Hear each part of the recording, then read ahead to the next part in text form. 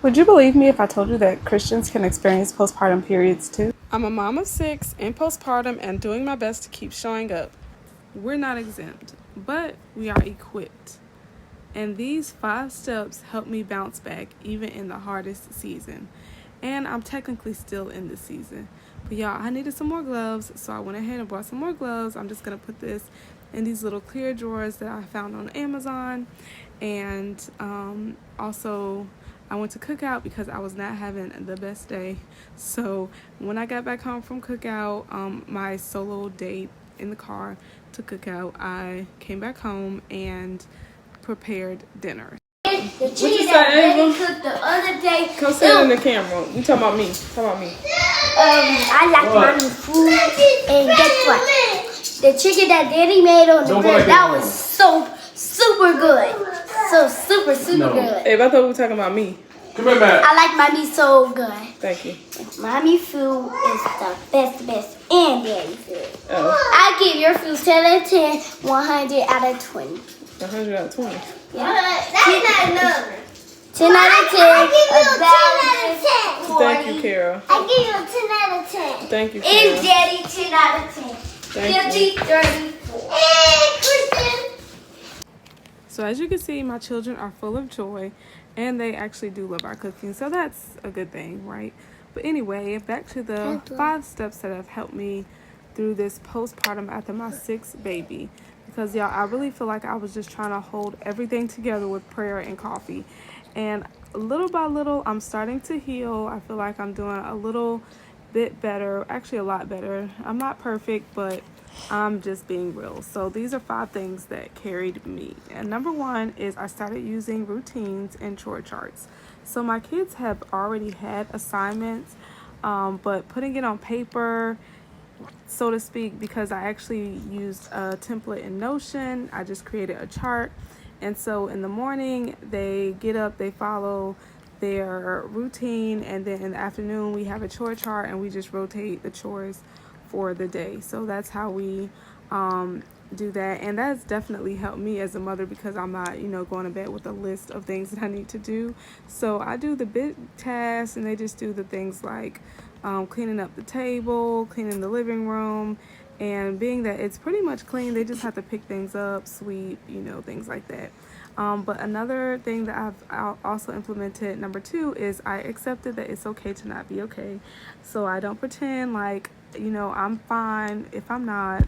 I've opened up to my husband if I'm not feeling well, or some of my really close friends that I trust, and that has helped tremendously. Number 3, I practice real self-care. So sometimes that's just taking a moment, even if it's 5 minutes, stepping away. If one of my kids are doing something that is getting on my nerves, I'll say, listen, y'all, mommy just needs to step away for a few minutes. Or can you just step out of the room for a few minutes and then come back in after I reset my mind, right? And then I also just like to get my nails done. That's probably the only thing I really do outside. I've been doing my hair myself lately. And so yeah, mostly the only time I really go out to pay for a service is if I'm getting my nails done. But that helps as well. I also like to light candles because candles, for whatever reason, they've just put me in a good mood. So I like to do that. So anything that you can do to practice self-care, try to do it, even if you can't necessarily get away from the kids. Because let's be honest, like I homeschool, so I can't always just leave the kids when I want to. So, and then I enjoy my kids, which leads me to number 4. So I choose not to take my emotions out on the kids, right? I've learned to enjoy them because the truth is that God gave us these beautiful blessings, and so we should enjoy them. Sometimes we could be so focused on what we don't have that we don't realize what is right in front of us, and that is the family that God has blessed us with. So we like to go to the park, we like to go to the museums. During the postpartum periods, I haven't been feeling my best, and then breastfeeding can also take a toll on my body, but I do still try to get up and enjoy our family. I'm sorry for my background noise right now. now. It's currently my 6-month-old.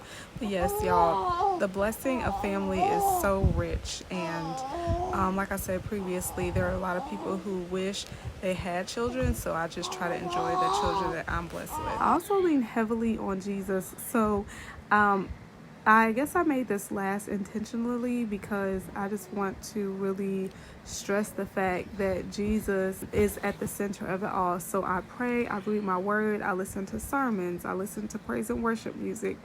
And then I also believe that God sends us signs.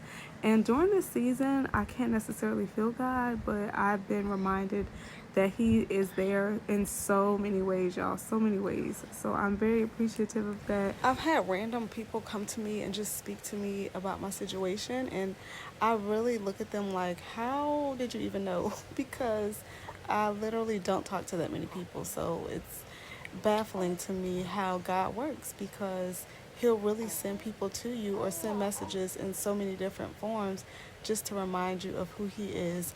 And hopefully this is a reminder to someone today who is struggling maybe with postpartum or just a valley experience or being in a low place, that God loves you and He always has your best interest at heart. I just want to remind you that postpartum doesn't last forever, even if it lasts for a year or two. But the way you choose to walk through it with grace, with truth, and with faith, that stays with your children. So you're not just surviving, you're showing peace in your home. So keep being the light that God has blessed you to be, and ask Him to continue to guide you through whatever season you are in your life, and trust Him, because that's all we can do, right? Is trust God, especially when we have no control over what is going on. What we do have control over is our faith. So hopefully you will follow me along for more tips. And if you would like for me to explain anything further, just let me know. But I'll see you all in the next video. Thanks for watching.